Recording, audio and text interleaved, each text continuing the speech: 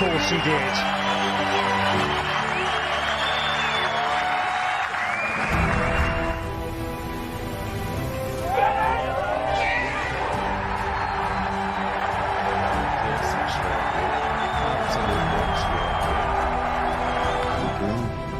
Maple leaf flag.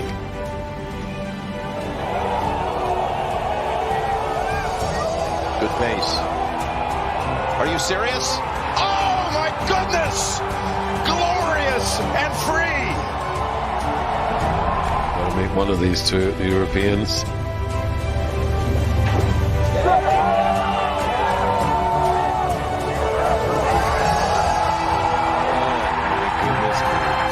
It never looked like it was getting there, but it's there. It's right in the middle. Look at Ram on the other side. He's all the way back. Kepka covers the PGA uphill.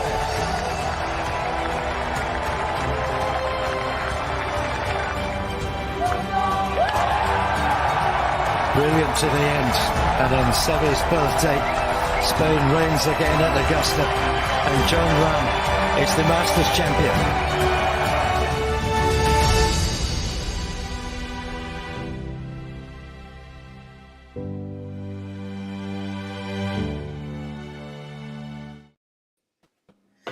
Yes, golf fans, welcome back to the Putting for Dough show. We are back as a three.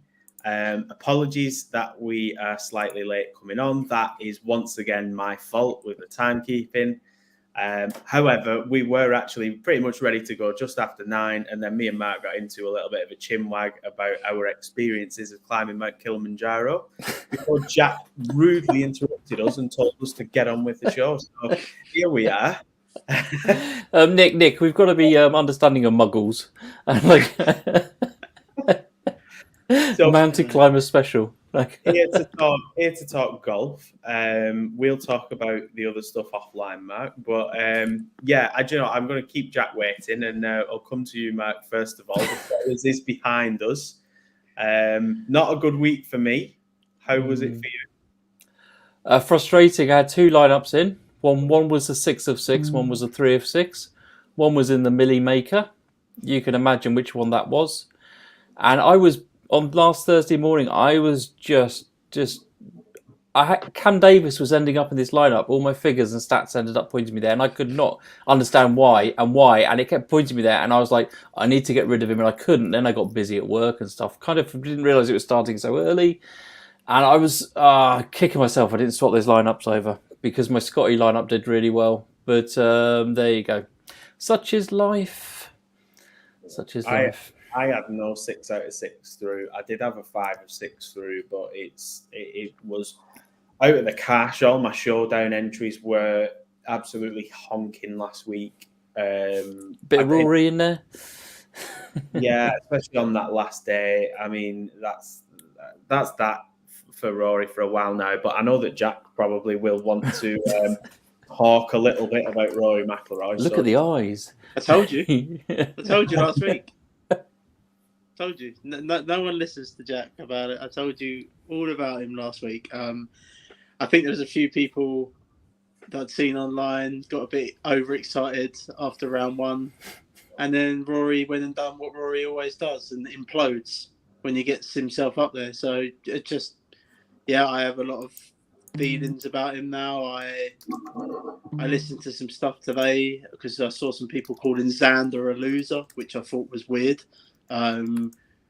Considering this guy had been in contention 30 times, he had won 7 tournaments. Xander,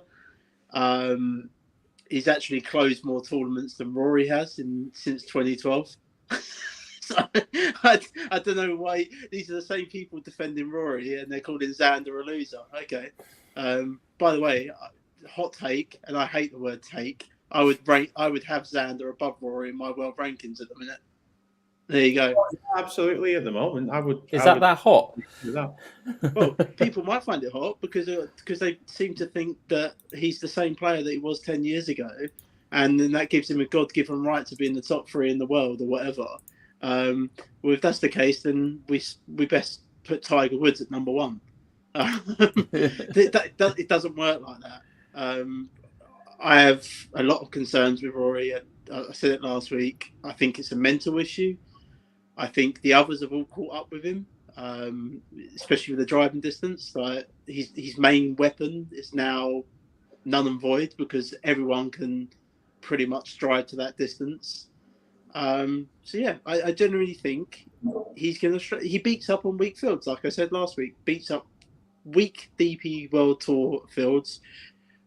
Beats up weak PGA Tour fields, and yeah, that's just my feelings on him. Is he going to go down as a Hall of Famer golfer? Of course, yeah.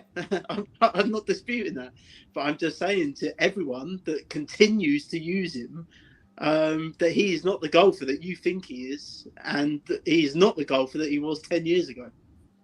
Yeah, I think we were expecting him or hoping for him to come out at least on the last day, and I think, like you said in the chat, Jack, he has to fire at the pins today. He has to be aggressive. You can't play him at the moment in, I feel like, cash or GPP, and the only time I feel like you can play him is in showdown. But at best, you're probably getting one or two good rounds where if he's in your lineup and you've got the right lineup, you've got a chance. But the other times you're using him there, it's just disappointing at the moment. It really is. Xander, I agree with you. Completely agree with that. We have spoke about Xander before, and can I just say that he's not a loser. Like, this guy's won an Olympic gold medal, and if you want to talk about PGA Tour wins, his last wins come at the same time as Rory McIlroy's in 2022. Neither of them have won on the PGA Tour since. He's anything but a loser, but I do have some concerns about, and we have spoke about this before, about I don't know whether he just lacks a little bit of that last day grit that you need to close out when it's against tough fields like it was last week, and he's shown it a couple of times this year as well. I mean, he's a great play with the way he's playing golf at the moment. He's playing fantastic golf. He's not missed a cut since well before, I think, even when he last won in 2022. Was it the Scottish Open? Did he win? Yeah, he won the Travellers and the Scottish Open in 2022. He just doesn't seem like he can, like, as soon as you saw Scheffler getting on a bit of a run on Sunday, it was like, it's over. Like, that Scheffler's going to win. He's going to chase them down. That's done. And that's exactly what happened. I feel like he's just, I don't know, like I said, if it's a bit of grit, if it's a mental thing with him, I don't know. But, you know, playing phenomenal golf all the same. He's definitely not a loser. No, he's not. And, you know, it's the same. I know you don't like, I mean, I had a ticket on Wyndham Clark last week at 35-1, and that putt not dropping on 18 was absolutely heartbreaking, to be fair. But I think the PGA needs some bad guys on the tour, and I think he's stepping up to the plate on that, stamping down the rough things around him. How is he getting with it? How is he getting? The guy's literally tap dancing on the rough so that he gets a decent drop. How? This is Xander went over there, didn't he? At one point with that as well. It was, I don't know. I do think he is becoming a bit of a special player, though, and I know there's the cheating side of it, but I see. I don't want to compare him to Brooks because he's not Brooks. Brooks is an absolute stone cold killer, but he's turning up at these big events like Brooks Koepka does at majors, and he turns up and he's there or thereabouts. And I mean, I literally gasped when that putt did not drop. I was like, how the hell is that not dropped? I could not believe it. On 18, but which would have got him into a playoff with Scheffler. And now I'm not saying he would have beaten Scheffler, but because I mean Scheffler was just you fade him at your peril, don't you? That's the thing in DFS. You know what can happen. And I would just like to congratulate Rory McIlroy on telling him to change to that putter, because now you've just ruined it for everyone. By the way, none of them should have won. Brian Harman should have won. But anyway. Oh, Brian Harman was very good as well. Brian Harman was excellent. In DFS wise, I actually had a very good week. It could have been very special, but a certain Zalatoris decided to implode. The best player of the week imploded in golf. What a surprise! It's like on a golf course that's got 17 holes of with water in play. Yeah. So I had a good week in DFS. I still refrain. I don't like that golf course. Never have, never will.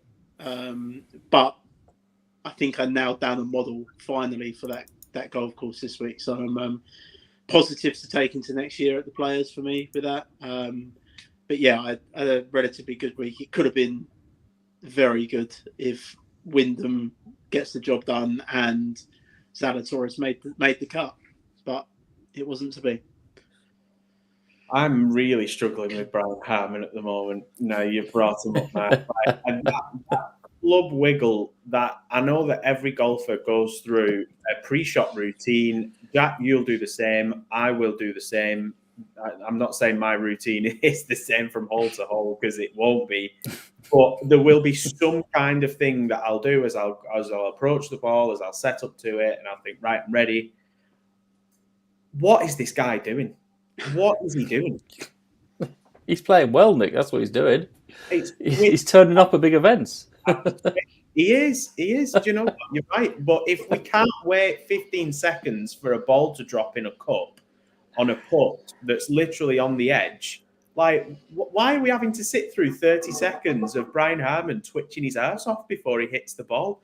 Like, it's nonsense. Maybe you should add that to your game, Nick. Maybe. That's what you're missing. Well, I've added it to my game, Nick. I'm going for a little bit of a swing. I'm going for a little bit of a swing change at the minute. And I've got a bit of the old Jordan Spieth wiggle beforehand going on, but that's kind of just to save my back, really, more than anything else at the minute. Honestly, I feel like on these big tournaments, you just got to put in Wyndham Clark and Brian Harman at the moment, and start building around there. If you look, especially for cash save, for example. But because they're so consistent. And Scheffler, just play. Well, and Scheffler, yeah. Well, if they keep having 5K ranges, you can probably do it. It's just moral of the story: just play cheats and time wasters. That's what it comes down to. I mean, let's be honest. Wyndham Clark, if he there's so much, he gets so much TV coverage now. You know, he's not cheating. Literally, he's not really cheating, because otherwise he'd be picked up, because he's got half the golfing world looking at him nowadays and stuff. But he's doing like what all the best athletes do. He's just pushing the line a little bit, isn't he, and stuff. And do you know what he's doing? doing? Technically, with the stamping down, there is nothing. That's actually not against the rules. What he was doing, the one the week before.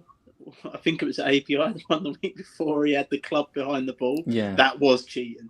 But this one, I know it's not great, but technically it's not. It's within the rules of the game, technically. I think people want a baddie, don't they? Sorry, and that's what they're doing. You need a baddie. I mean, we've lost them all to live. Patrick Reed, and Patrick Reed's the worst cheater going. Like, he used to do all of this stuff. So we needed this baddie, and yeah, I'm here for it, especially if he keeps turning up at these big events. Do you know what he's doing? He's tax avoiding, but not tax evading. That's what he's doing. Yeah. Okay. Very, very relevant to our HMRC conversation just before the show.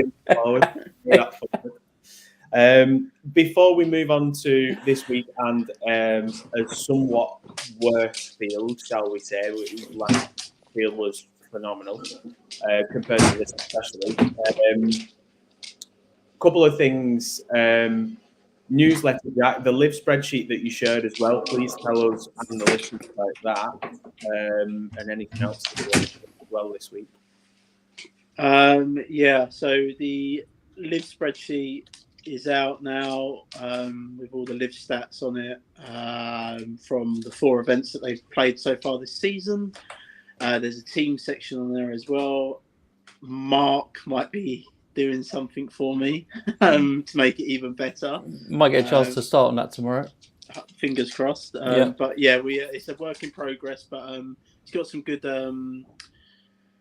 It's got some good feedback on the Twitter or the X, as they like to say. So I'm happy with that. But yeah, do check that out. It's on my timeline. It's completely free to use. The newsletter is, well, as we mentioned last week, it's no longer the newsletter. It's just articles on Twitter or X. And I've already put out the first look article for the Valspar this week. My final thoughts article will be out on Wednesday. If you check the final thoughts article last week, I had an absolute fire core in there of Schauffele, Siwoo Kim, and Brian Harmon, who all finished in the top 10. 2 of them were T2 as well, of the players last week. I know a friend of the show, David Bailey, used my core and some other plays that he'd found. And I know he had a good week. So, make sure you check that out, completely free as well. And then the season-long tracker over at Fantasy National. Once again, that's as up-to-date as it can be. We just had our first commitment to the Zurich Classic pairs event, which is coming up at the end of April, I believe that is.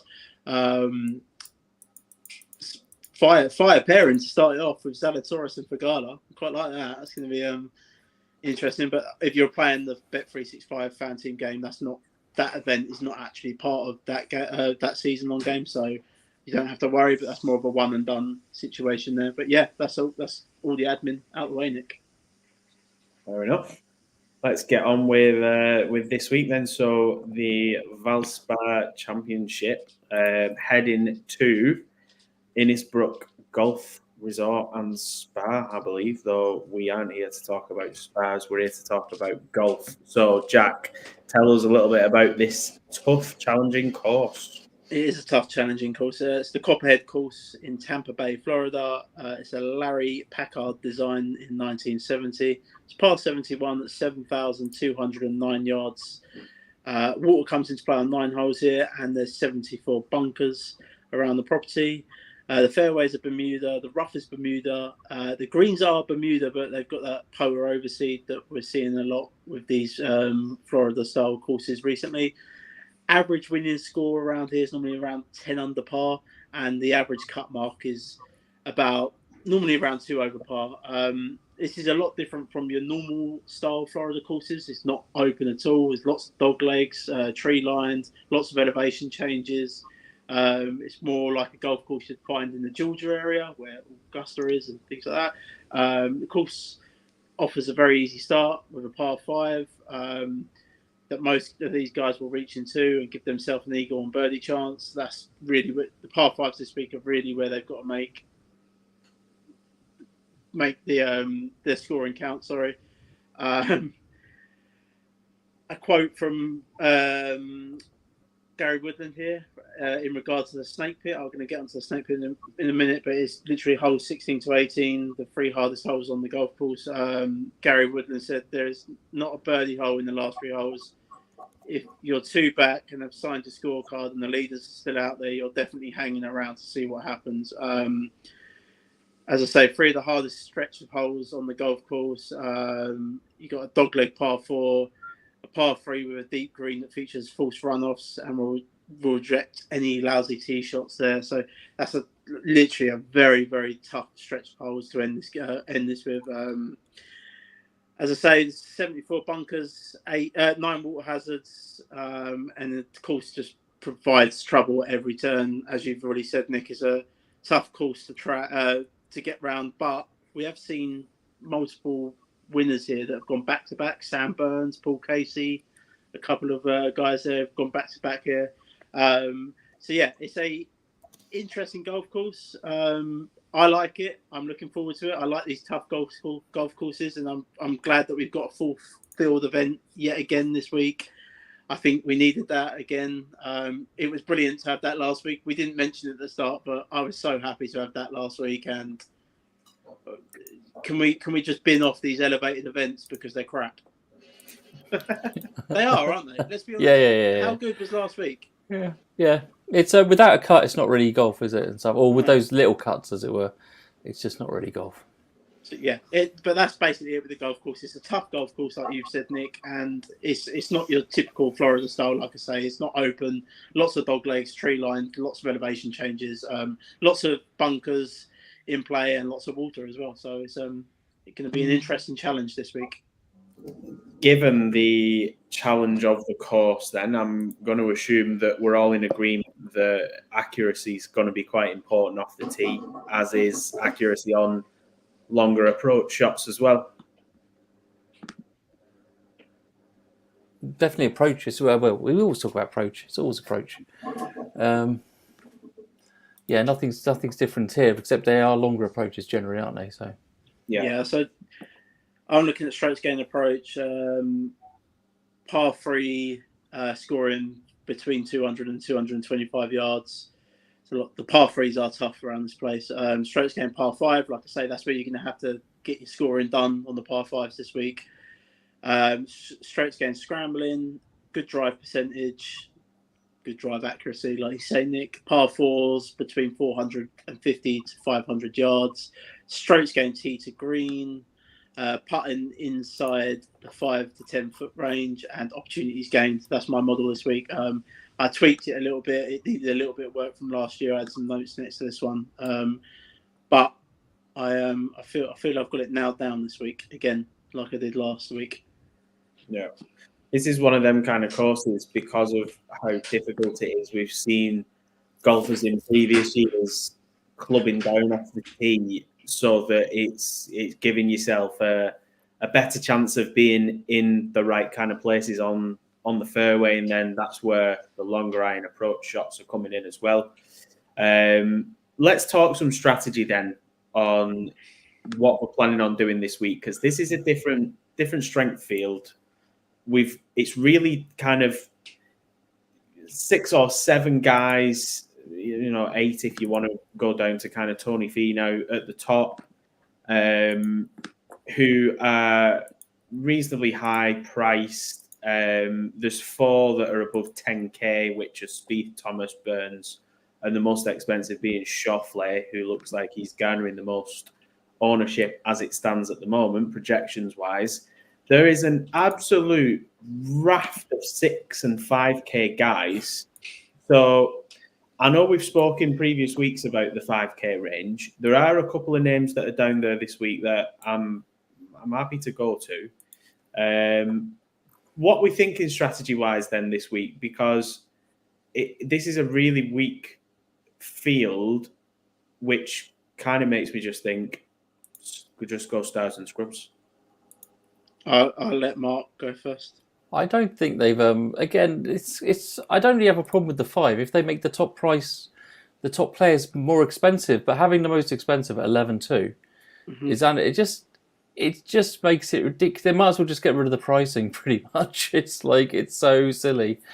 So the thing about the 5s is last week was a good week for the stars and scrubs. The Millie Maker lineup was a Scotty Xander lineup. But there was a certain set of circumstances that happened last week to allow that to happen. Mainly being there was lots of players who scored well in the 5s and stuff.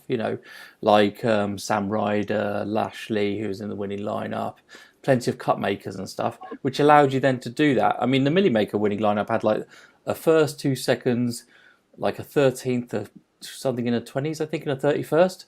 So it doesn't sound very optimal and stuff. But yeah, those set of circumstances may well not be recreated this week. In which case, Xander and Burns might not be the 2 you need and stuff. But I think you can play so many high-priced golfers this week. I just think I think you're going to want to try and be different as possible in your construction this week, personally. And also, I think the weakness of the field makes it even more of a sort of random lottery if you're going to play the 5k players. You know, you've got to imagine there's plenty of cup makers coming out there. Just statistically speaking, because there's like there's over 100 golfers from below 7K, something like that. It's something high, isn't it? 110 or something like that. I can't remember exactly what it was. So you're going to get plenty who make the cuts and stuff. But yeah, I'm thinking straight away off the top of my, if you're going to do stars and scrubs, do it to the max and to the extreme. Try and get as many stars in as you possibly can. Most people would do 2 stars. Try and get 3 in if I was thinking about it in a single lineup, or go very balanced and leave $1,000 on the table or something. The way that the ownership looks structured at the moment looks like people are getting at least 2 of those top 4 in, and then the balance is. I mean, there's a couple of peaks in ownership where there's a few guys that are kind of like between 10 and 15% lower down, but it's quite balanced from the even kind of like the mid 9s down to the low 7s. There's a lot of balanced ownership there. There's no one that's massively jumping out other than Doug Gim. Doug Gim and Aaron Rye are quite high. Yeah. Recent form for Doug Gim especially will be pushing that up. I'm fairly certain. Jack, how are you approaching it this week? Similar to Mark, really. I think we saw this last week. I mean, Xander ranks number 1 in my model this week. I mean, he hasn't missed a cut since the Masters in 2022, as we've mentioned a couple of times on this show. It's just a ridiculous run. I do wonder if he's going to feel a bit down and beat up after last week with what happened, but he is the star of the show in this field for me. And we saw it last week with Scotty Scheffler. Mark mentioned it on the show that although he was coming in at high ownership, it wasn't high enough. It was like, and it ended up being about 30%, didn't it? Something like that. Yeah, that which was about 70% too low, wasn't it? Exactly. So I think I'm going to probably start most of my builds with Xander. I don't really care about the ownership. I think he is the star of the show. I agree with Mark entirely. If you're going to have this 5K range, you have to price these guys up at the top. They did it last week for Scheffler. I think he was 12,800 last week. Yeah, he was 12,800. Yeah. And now we've got Xander at 11,200. It's not high enough. And you know, I'm gonna. Yeah, I think I'm going to start most of my builds with Xander and then just build around it. I'll just get different elsewhere, as Mark says. So yeah, similar approach to you guys, but I'm going to try and jam in 3 of these top guys, really, I think, and then just get some cut makers down the bottom. Yeah. Is there any guys at the top who you're fading? Because I know that you were both really quite high last week on Tony Finau. He was fine. He was fine. He was fine. He wasn't going to win as a millie, though, was he? Yeah, he made the cut. The guy I'm fading at the top here is Jordan Spieth. He's just playing very bad golf at the minute. He infuriates me when I watch him anyway, so I can't. It's just he sprays it everywhere. This is a golf course you could not be spraying the ball everywhere. Sprays it everywhere. Shouts at his caddy for him spraying it everywhere. I'm going with my convictions now. I've had enough of this game like this. I've done it last week with Rory. Jordan Spieth's that guy this week for me. I am not playing him at all. He's got very good course history here. Don't care. He's not playing good golf at the minute. Yeah. Fair. Anyone for you, Mark? Are you fading? I'm not particularly fading him, but Spieth isn't really appearing particularly highly for me at the moment. I was going to say with him, Spieth ranks 86th in my model. Yeah, he's. I'm going to scroll down and see if I can find. Oh no, there he is. He's a little bit higher than that, but I just scroll down to find him. No, I'm not particularly. I mean, I think that Nick, I'm more curious if you're going back to Min Woo. No. Not this so bad on the approach at the minute. It's exactly that reason that I'm not going there. Like I did have a little sprinkling of him last week in a lineup. Again, made the cut. Nothing spectacular, but he's just his approach play is too inconsistent. I thought after what we saw at the Cognizant and like maybe he turned a little bit of a corner there, and then Arnold Palmer, he finished his tied 44th, but he was at least gaining strokes on his approach there. goes and loses 4 strokes to the field on approach at the players. And then prior to the 2 tournaments, the Cognizant and Arnold Palmer, where he did gain on his approach, he lost on the previous 3, which was Phoenix Farmers and American Express that he played. So it's too inconsistent at the moment for me. As much as I like Minwoo Lee and I have that bias, I'm going to remove that bias and pick a lineup, not with heart, but with head. I'd love to see him win one. And he's definitely got it in his locker. But at the moment, this isn't a course right now that suits the way that Minwoo Lee is playing. He ranks, this is Minwoo Lee, sorry, he ranks 117th in this field over the last 36 round on strokes gained approach. He also ranks 121st in strokes gained on par 3s between 200 and 225 yards in the last 36 rounds. He's really bad. But he does rank 2nd in this field in strokes gained on par 5s over the last 36 rounds. So there's that as well. He might be, I think he's probably a showdown play, if anything, for me this week. I think I'll be staying away at that price in most of my lineups this week. There's just golfers around him that I'd just quite happily use. I'm quite happy to go back to Finau again. I think, Finau's playing good golf at times. It's just generally with the putter he's losing. Finau ranks 2nd in this field on strokes gained approach over the last 36 rounds. So he's someone around Minwoo's price I'd rather use. Seabez is going to be popular. I think he's a good cash play. He's playing very good golf. Ranks 12th in this field over the last 36 rounds on strokes gained approach. He's someone I don't mind around the Minwoo price as well. So there's just a couple of guys there. I'll probably go back to Nick Taylor, even though he absolutely killed me on the Saturday at the Players. But he's just another guy playing very good golf at the minute. Yeah, fair. Now, if we are going to jam in 3 guys, then we're going to have to go down into the 5s and 6Ks this week. So anyone down there who you specifically like, or anyone down there who you're playing but other people maybe shouldn't be? Grayson Sig ranks 11th in my model this week.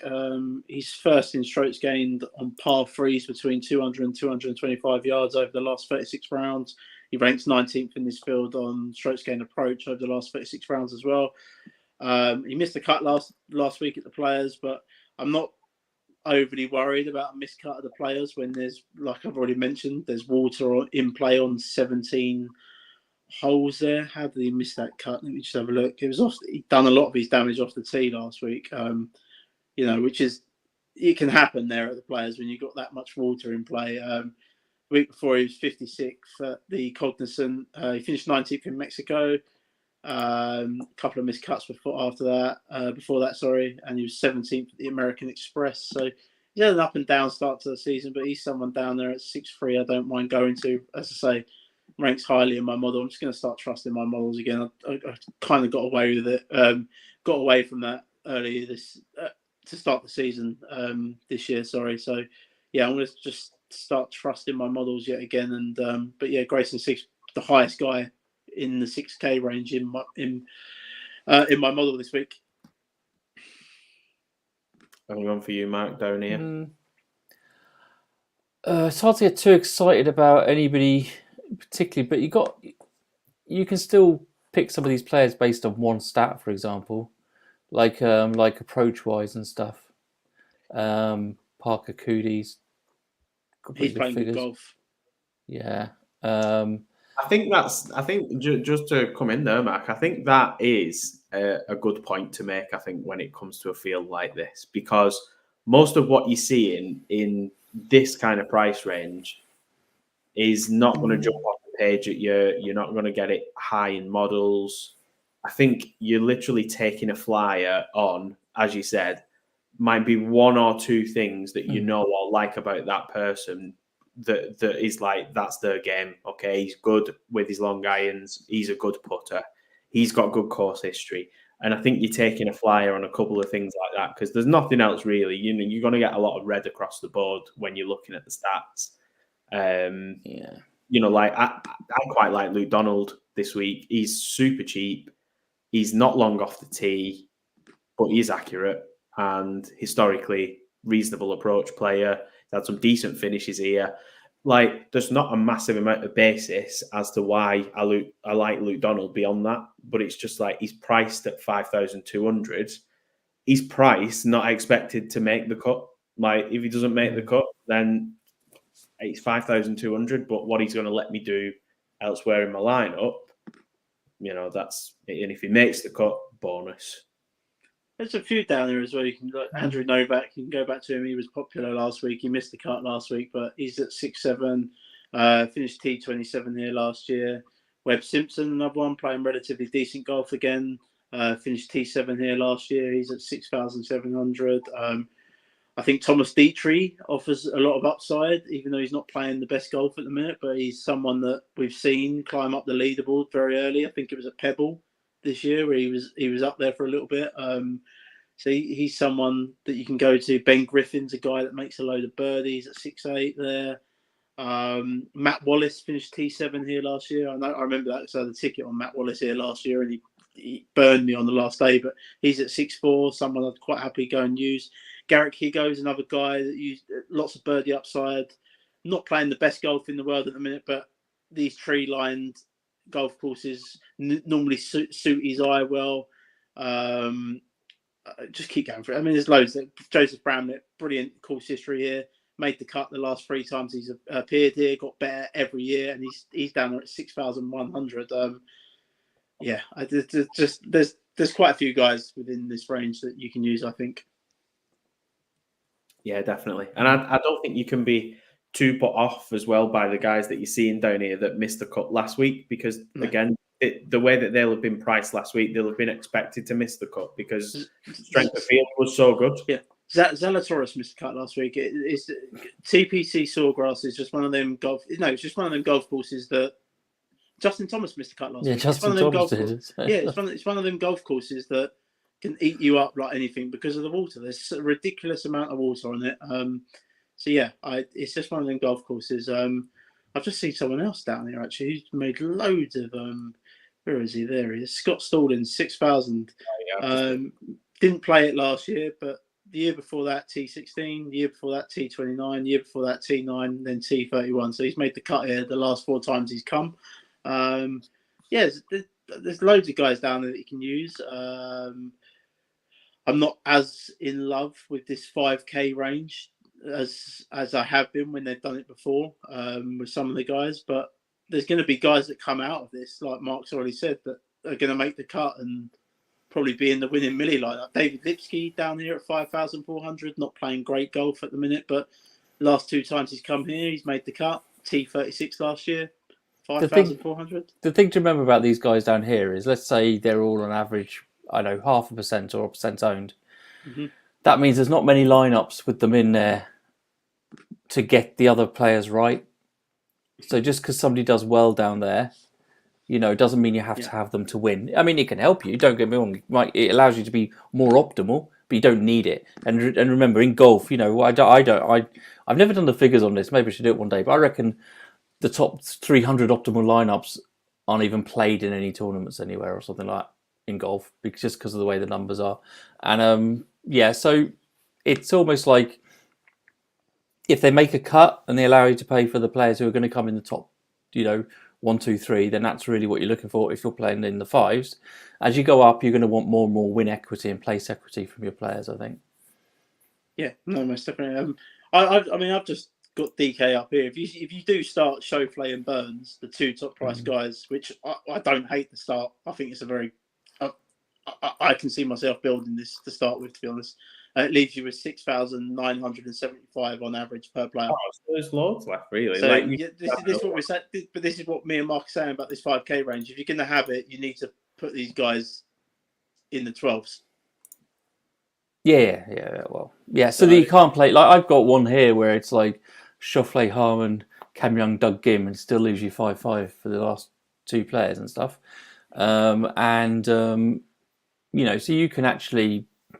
you can get 4 really top golfers in there, probably under 25-1 to win or something like that.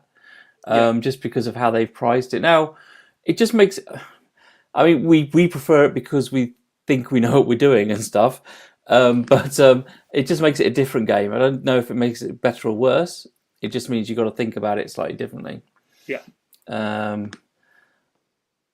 Yeah. I mean, but having said that, I think there's going to be. You said about the ownership in that range, Nick, around Doug Kim and Rice or being spread out and stuff. I think one of the reasons for that is it's quite hard to end up in that range. Yeah, no, this is the same as last week, though, isn't it, Mark? We explained this last week, where we built every lineup and then we just found ourselves being in the lower 7K range, didn't we? So we knew that's where the ownership was going to go, and it turned out to be the case. My best lineup last week was 3 guys out of the 9K range, 1 guy out of the 8K range. I got one right at the top of the 7K range, and then I had like some random scrub right down in the 6s to like round out the lineup. But that was my best lineup. I'm considering doing the same again because I can see it. I can see exactly the same thing, like you just mentioned there with Gim, Mark at 8,400. I think I've got the guy that's probably going to come in low owned here, and I think he's got the ability to win. And it's Stracker, and it's the same as Harman last week. I think Stracker can win on this golf course. Showed some signs of life last week at the Players. Gained on approach last week at the Players. We know he can win, and Stracker excels. Like when I know Kurt will love this pick because Kurt is the Stracker guy.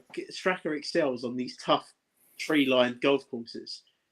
He's at 7,900. I think I'm just gonna. He will probably be part of my call this week because I want to. As I've done in the article last week, I'm trying to explain how we build within the cause.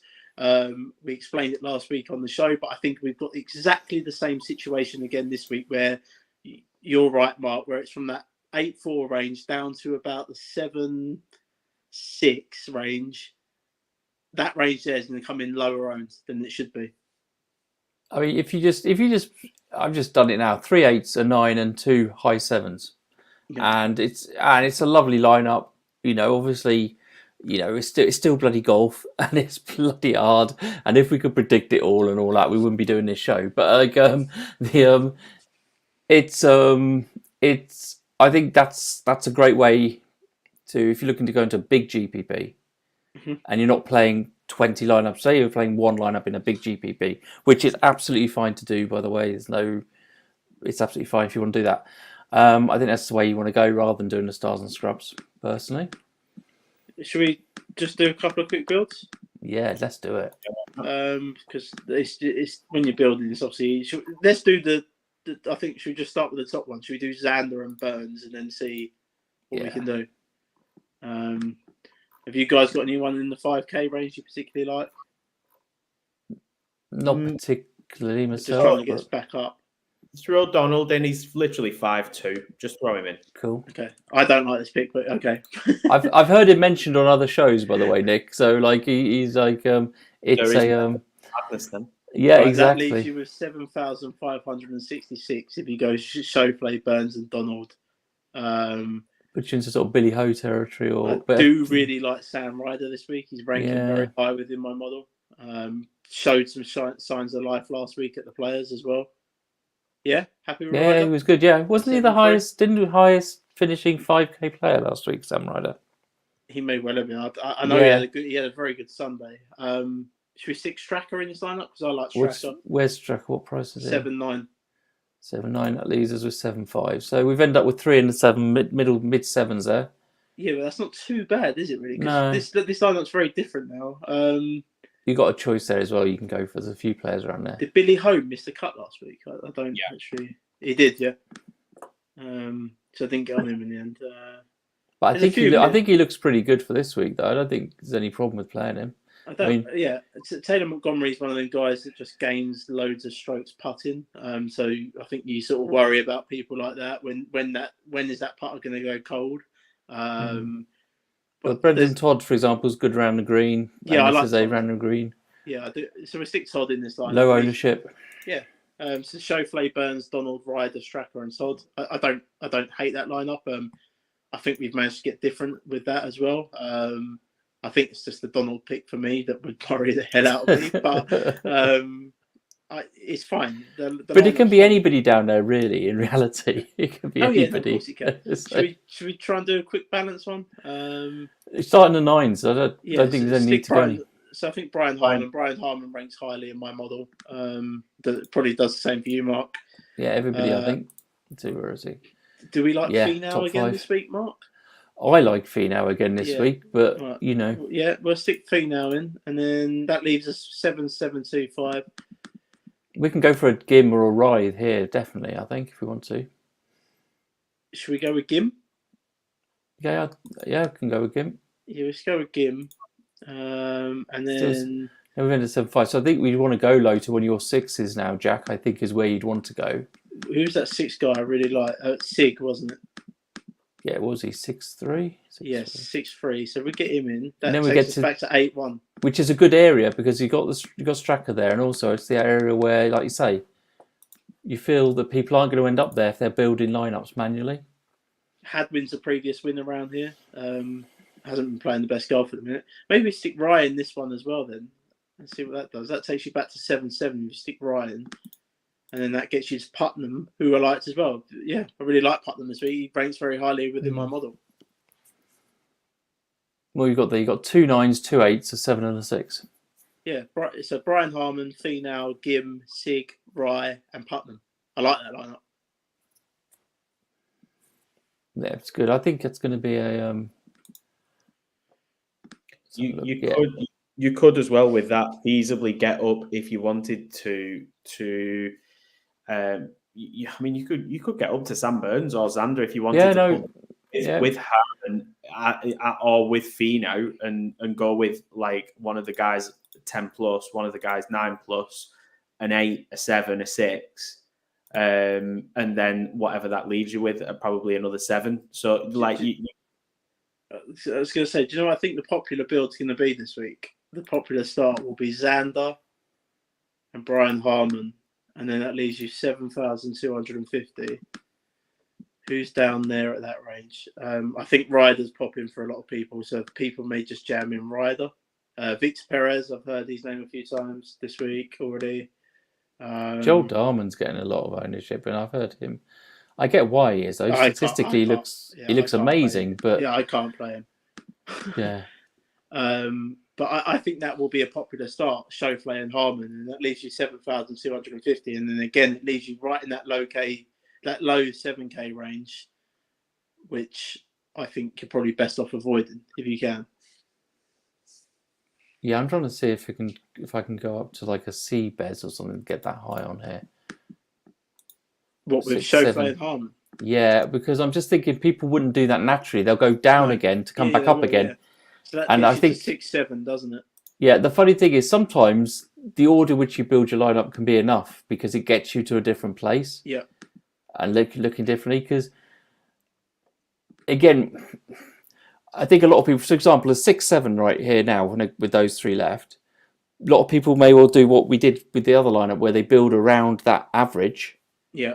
And when they do that, I think to myself, okay, where's the extreme? I can go either way, which still allows me to, 2 7K golfers is the same as a 6 and an 8 in terms of cost. You know what I mean?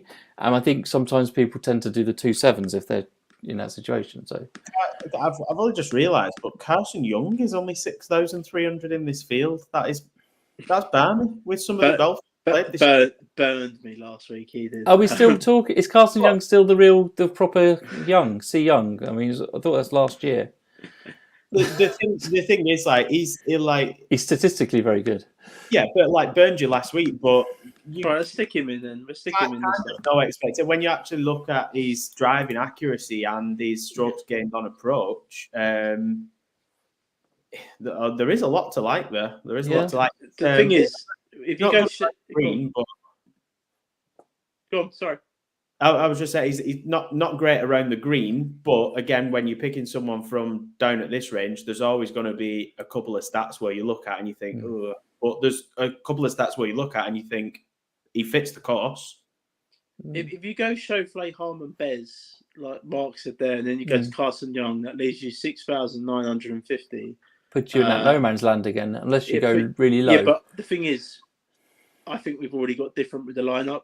like what you said, Mark, but where we started with Schauffele and Harman, everyone would then just go down to that 7K range that it was going to put you in. And we shoved in Bez and then a low-owned Carson Young probably. Who has upside? Carson Young does have the upside. Like he can make a lot of birdies and score you a lot of fantasy points. So in this field, especially. I mean, Matt Wallace down there, good history. If you put him in here, that leaves you 7,500 then, and then that gets you back up to like a Billy Ho or someone. Or I mean, I would use Brendan Todd. I don't trust Montgomery with that putter. Like, that's going to come back down to earth sooner rather than later, I think. That was interesting. No, it's good. I think it's going to be similar to last week, where if you can get between the 8-4 and 7-6 guys, I think you're very different. And go 100% Xander this week. Yeah, I think I might. I might. I might end up with it. I'll let the stats do the talking. Yeah. But yeah, I mean, even if he's going to be 40% owned, they're saying now, I still think you go over on him in this field. Yeah, I think you're right. I think I might, and I'm just going to trust my models again. Yeah.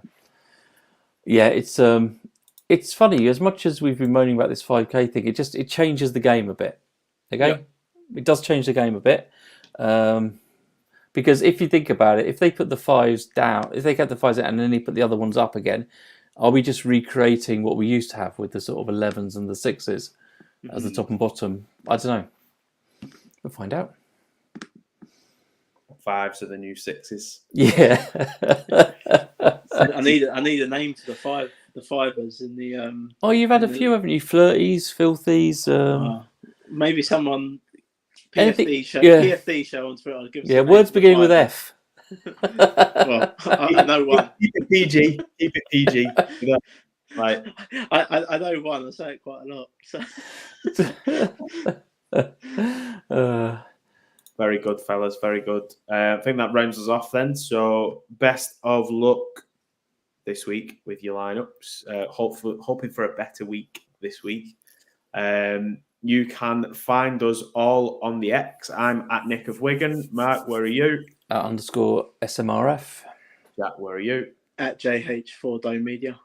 And make sure you are following the show handle as well at P4D Show. Is that right? That'll do. You might end up following us. You might end up following someone else. Who knows? I think that's right. So, best of luck. We'll see you next Tuesday.